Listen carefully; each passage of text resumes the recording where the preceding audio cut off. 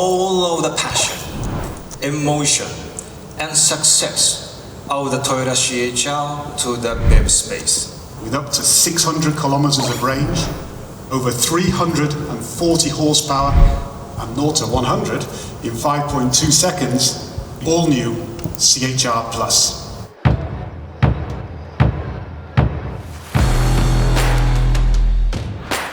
CHR Plus je druga serijska električna Toyota, manjši model od prve Toyote BZ4X. Seveda pričakovali smo ime BZ3X, ampak v Evropi bo Toyota uporabljala imena, ki izhajajo iz že uveljavljenih modelov. V tem primeru je svoje ime pustil atraktiven in vozniško živahen petvratni kupec CHR. Ampak električni CHR Plus je bolj zglajenih in prijaznejših linij od že znanega hibridnega, čeprav je silhueta podobna.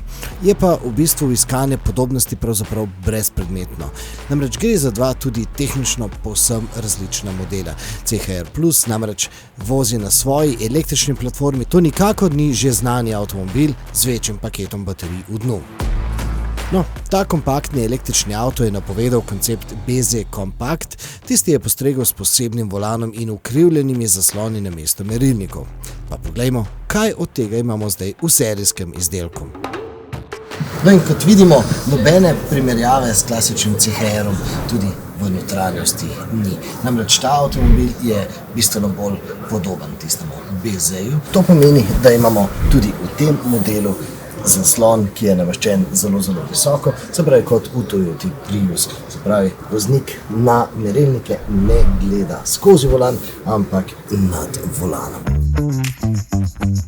Poglejmo še zadnje sedeže, no tukaj se dejansko res čuti, da je to bolj kompaktni model, kot pa BZ4X, ki je tukaj zadaj ponuja izredno veliko prostora. No, na tem mestu še dodam, da so sedeži tkani iz reciklirane tkanine. Še eno električno Toyoto so predstavili, ta je obudila ime Urban Cruiser, torej malega mestnega terenca, in verjetno se boste spomnili, da smo vam ga v avtomobilnosti že pokazali. Gre namreč za dvojčka Suzukijeve Vitare. No, tako Suzukija kot Toyoto bodo izdelovali v Suzukijevi tovarni v Indiji. Prenovili pa so tudi tisto prvo polno električno Toyoto, za katero so celo pri Toyoti priznali, da so naredili nekaj napačnih odločitev. Recimo glede velikosti baterij, tudi glede navajanja bruto nete kapacitete in vgrajeni polnilec je bil prepočasen. Pa kljub temu so z BZ-jem dosegali zavidljive prodajne rezultate, sploh na najbolj električnem trgu v Evropi, na Norveškem. Tam redno zasedajo najvišje stopničke. No, z močnejšim polnilcem in večjo baterijo zdaj BZ4X namerava navduševati tudi bolj skeptične trge. Pa naj spomnim, da pomembna plat tega avtomobila so terenske zmožnosti, s čimer se Toyota odmika od recimo sorodnega Lexusa RZ.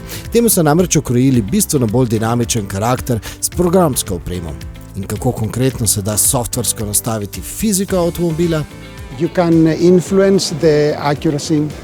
You can influence the acceleration, you can make it more precise, more intuitive.